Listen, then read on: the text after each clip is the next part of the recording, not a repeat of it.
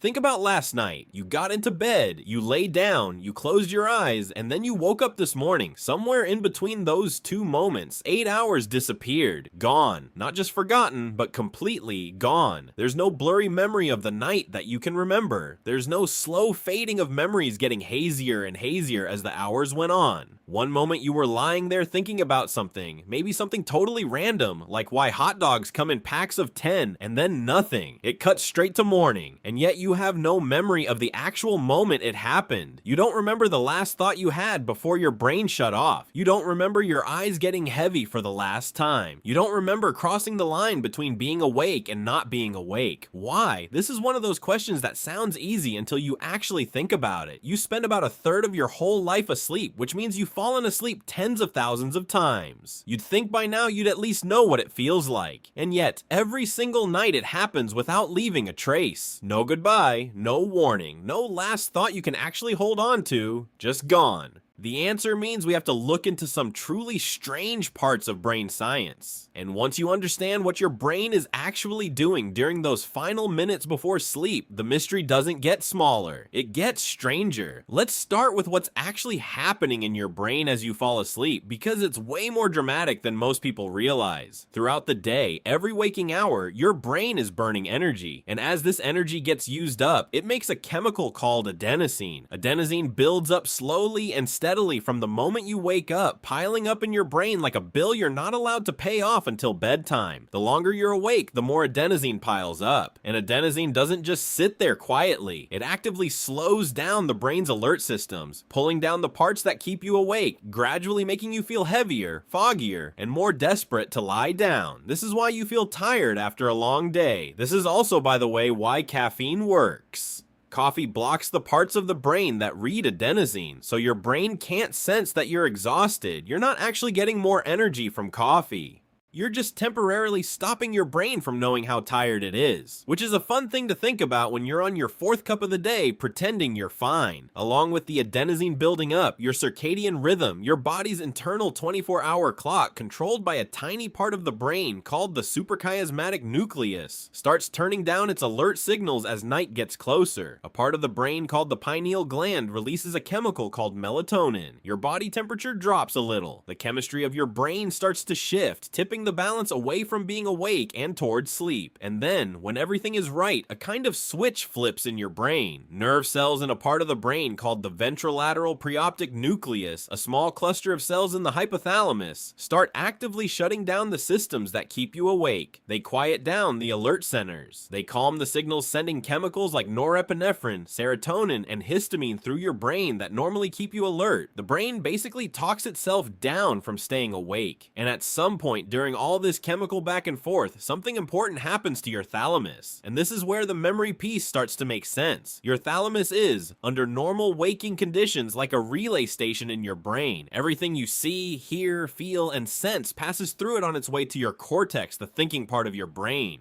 The thalamus is the reason you can hear a sound and actually notice it in your mind. It's why you can feel your sheets against your skin and know that's what you're feeling. It's always sending information from the outside world to the thinking, feeling, experiencing parts of your brain. When you fall asleep, the thalamus basically shuts the gate. A part of the brain called the reticular thalamic nucleus starts blocking the thalamus's relay cells, slowly cutting off the flow of information from your senses to the cortex. The outside world, your phone buzzing across the room, a car driving by, the hum of an air conditioner, stops getting sent up to your brain. Your cortex, the part of your brain in charge of conscious experience and making memories, starts running low on information. And without that information, it can't really form new memories in any clear way. This is already most of the answer right there. You can't remember falling asleep because the very act of falling asleep is your brain actively shutting down its own ability to record what's happening. The thalamus stops passing along information. The cortex goes quiet. The memory-making machinery shuts down before you're even fully unconscious. So the last few minutes before sleep are spent in a brain that is becoming less and less able to actually record what's happening. It's like trying to record a video on a phone whose battery is dying in real time. The footage from the last few seconds is going to be messed up or missing completely, not because nothing was happening, but because the recording equipment gave out. But it gets even stranger because your brain doesn't just simply go quiet. There's a stage, probably the most overlooked, scientifically fascinating, and genuinely strange experience that every human goes through every single night, called hypnagogia. And most people have no idea it's even happening to them. Hypnagogia is the in-between state between being awake and asleep. Technically, it's called stage 1 sleep. And during this window, which can last anywhere from a few seconds to several minutes, your brain is doing something deeply weird. The cortex isn't fully asleep. The thalamus is starting to close the gate, but hasn't shut it all the way. And in that in-between zone, the brain starts creating random, uncontrollable sensory experiences. Hallucinations. Basically, even though that word sounds scarier than it needs to, what do these hypnagogic experiences look like? Scientists who have woken people up during this stage report things like geometric shapes drifting across their vision, sudden flashes of faces or places, the sound of a name being called, or a bit of music, and the most classic one, the sudden feeling of falling, immediately followed by a violent full-body jerk that snaps you back to being alert. That jerk, called a hypnic jerk or a sleep start, happens to an estimated 60 to 70% of people. You know the one you're drifting off, and suddenly you feel like you're falling off a ledge that isn't even there, and your whole body jolts, and your partner wants to know what's wrong with you. There's no clear scientific agreement on exactly why hypnic jerks happen, though one popular idea is that your brain mistakes the muscle relaxation that comes with falling asleep for a loss of balance, and sends out a quick emergency signal to correct it. Whether that's true or not, your body's reaction is immediate and pretty embarrassing. The visual parts of the cortex stay active during this stage, creating vivid images without any actual eyesight to anchor them. The parts of the brain that handle hearing show more activity too, which might explain why people sometimes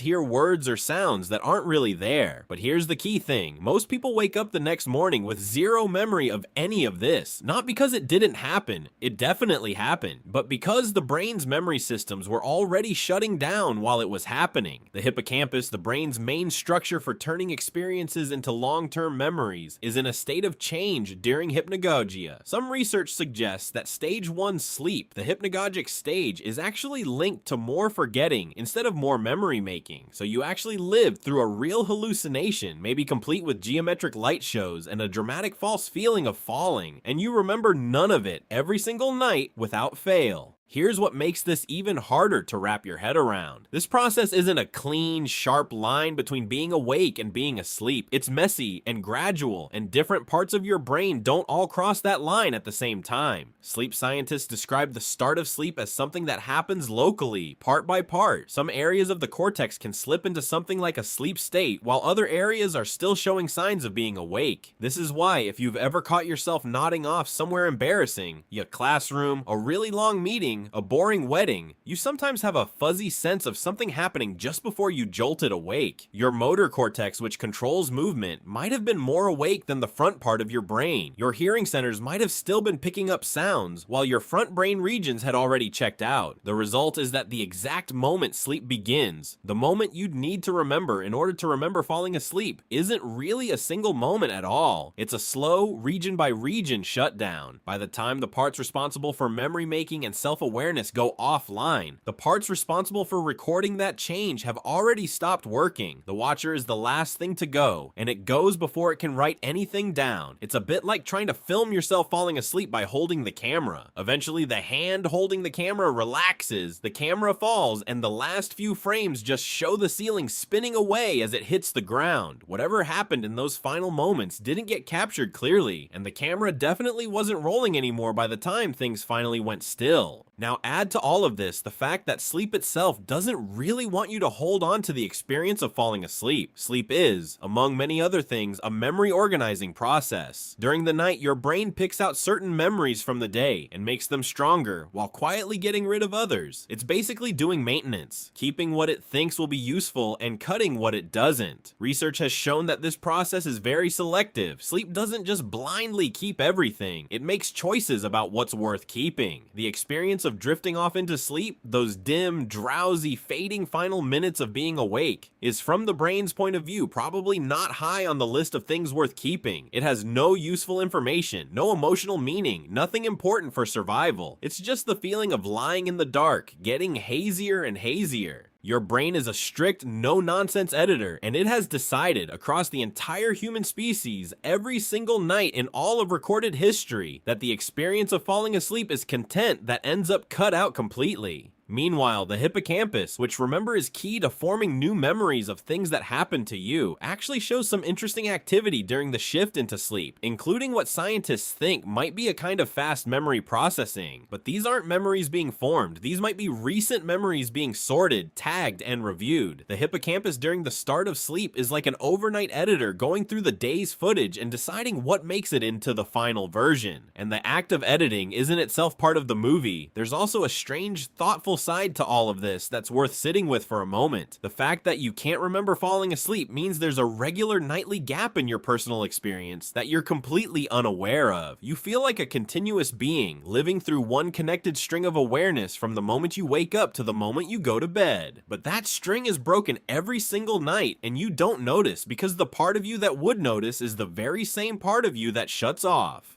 You are not present for roughly 8 hours out of every 24, and you have no felt sense of that missing time, because noticing the absence of awareness would itself require awareness. The ancient Greeks understood something like this. Aristotle described sleep as a state somewhere between being alive and not being alive, not because they thought sleep was dangerous, but because there was something puzzling and even a little troubling about the nightly pause of the self. You go to sleep, and in some meaningful way, you stop, and then something that claims to be you picks up where things left off in the morning, with no direct memory of the gap. We're mostly fine with this because we wake up feeling like the same person, with our memories in place and our personality unchanged. The feeling of being the same continuous person stays strong even though there's a break built into every single night. But feeling like you're continuous and actually being continuous are not quite the same thing. And the question of what exactly stays the same through sleep is one of those questions that sounds like homework from a philosophy class, until you've had way too much caffeine, maybe borrowed from your future tired self, and you're lying awake at 2 a.m. thinking about it. So why can't you remember falling asleep? Because your brain starts shutting down its own recording equipment before it even goes fully offline. The thalamus closes the gate on incoming sensory information, cutting off the stream of data the cortex uses to build conscious experience and memory. The hippocampus shifts away from recording new long-term memories and starts its nightly maintenance work. The prefrontal cortex, the part of your brain most responsible for self-awareness, for the sense of being one coherent self watching its own experience, is one of the first areas to go offline. And by the time all of that is happening, there is no longer a version of you awake enough to notice any of it. In between your last clear memory and the alarm going off, there was a whole in-between event happening. The closing of the thalamic gate, the hypnagogic hallucinations with their shapes and phantom sounds, probably at least one dramatic hypnic jerk, the slow shutdown of the brain region by region, a full performance of the nervous system happening without an audience, because the audience is also the performer and also the one falling asleep. Every night you basically vanish, and you're okay with it, because you always come back. Your brain decided a long time ago that this was a fair trade, 8 hours of being gone in exchange for a repaired, refreshed, working version of yourself the next morning. A memory of the transition was never part of the deal. And honestly, given how strange that transition actually is, given the geometric hallucinations and the pretend ledge you keep falling off of and the slow region by region shutdown of your own awareness, maybe it's for the best that you don't remember it. You'd never get any sleep. Now let's take a closer look at the hypnic jerk, because it deserves more attention than it usually gets, and because it's one of the best examples of your brain acting completely wild in a way you've just gotten used to. You're lying there calm, getting sleepy. Your muscles are starting to relax, which is something your brain is actively doing on purpose to get ready for sleep. Your heart rate is slowing down, your breathing is getting shallower, everything is going according to plan, and then your brain panics. In one of the most spectacular examples of your brain completely misreading a situation, some part of the shifting nervous system reads the sudden drop in muscle tension as proof that your body is falling, and not just lying down on purpose, but actually falling. So it sends out a fast, uncontrolled emergency signal through your muscles, basically telling every major muscle group to catch yourself right now. That's the jerk. That's the gasp. That's the extremely embarrassing flailing that has startled sleeping partners all throughout human history. One popular idea, as mentioned, is that this is a leftover reflex, something passed down from ancestors who slept in trees, where a sudden loss of muscle tension really could have been a problem, and a quick reflex to grip and grab something something would have actually helped. Whether that's true or not, the reflex clearly never got the memo that humans moved indoors and started sleeping in beds on flat ground. It sticks around, it fires off, and it makes you look completely ridiculous in front of anyone who happens to be watching. And here's the twist: even when the hypnic jerk wakes you up, even when you snap back to full alertness because your body just threw itself around, you usually don't remember what was happening right before it. The hypnagogic state that came right before it, whatever images or sounds your brain was creating in that strange in-between zone, has already been lost. The jerk wakes you up, you're briefly confused, maybe a little embarrassed, and within a minute or two, you're drifting off again, going right back through the exact same process you have absolutely no memory of going through moments earlier. The brain is doing the same thing over and over and keeping none of it. There's another side to this worth exploring. What happens when people are woken up during different stages of falling asleep and asked to describe what they were experiencing? Because sleep scientists have actually done this in labs for decades, and the results are pretty interesting. When you wake someone up during the very early hypnagogic stage, right at the beginning of stage 1 sleep, they often describe bits and pieces of images with no connection between them. Single images, like a face, a color, a shape, with no story attached, kind of like a slideshow put together by someone who has never seen a slideshow before. No story, no flow, just separate visual pieces. A little deeper in, and the descriptions get even stranger. Scenes start to have more detail. There might be a half-formed sense of being somewhere. Sounds start to appear. Sometimes there's a brief sense of some kind of logical structure, like the very start of a dream story, but it disappears almost right away when the person is woken up. Ask them to describe it 30 seconds later, and it's already slipping away. Ask them a minute later, and it's completely gone. This is the opposite of how we usually think about dreams. With regular REM sleep dreams, the ones that happen later in the night, there's at least a chance you'll remember them, especially if you wake up during or right after one.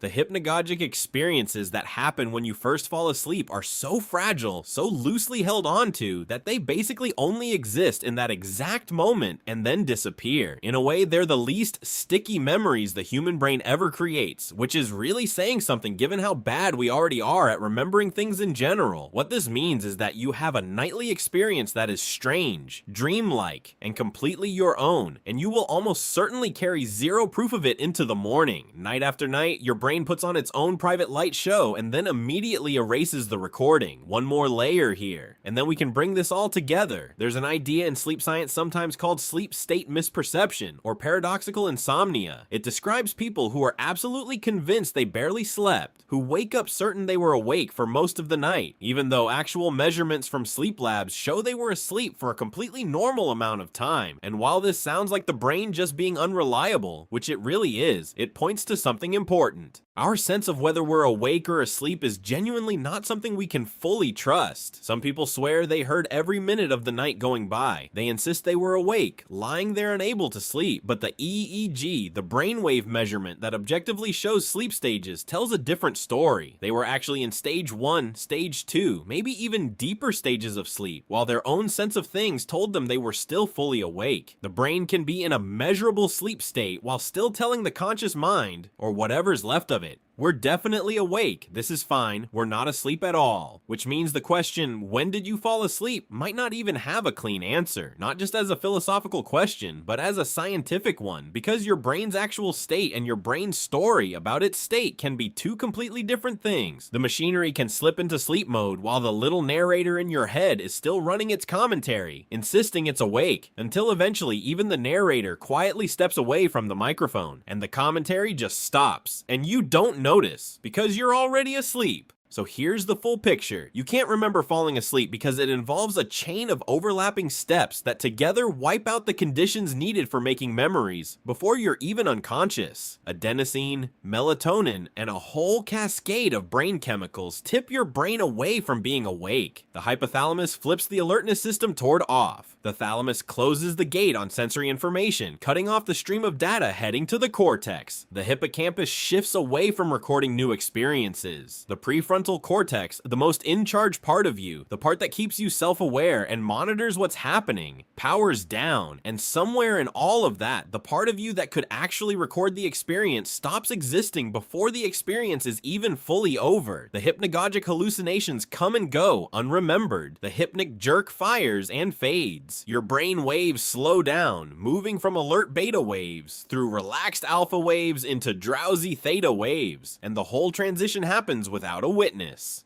By the time you're fully asleep, every system that would have been needed to record the process of getting there has already shut down. It's one of those things that seems like a flaw, a gap in the system, a strange missing piece, but it's actually the system working exactly the way it's supposed to. Your brain isn't failing to capture the moment you fall asleep, it's choosing sleep over record keeping, and every morning you pick right back up where you left off, feeling like one continuous person who simply went to sleep and woke up with no awareness of the nightly pause in consciousness, the brief hallucinations, the memory wipe, or the region by region shutdown and restart of your own experience. You'll fall asleep thousands of times in your life. You'll never remember a single one, and somehow that's completely fine. If you learned something new today, hit that subscribe button so you never miss a video like this one.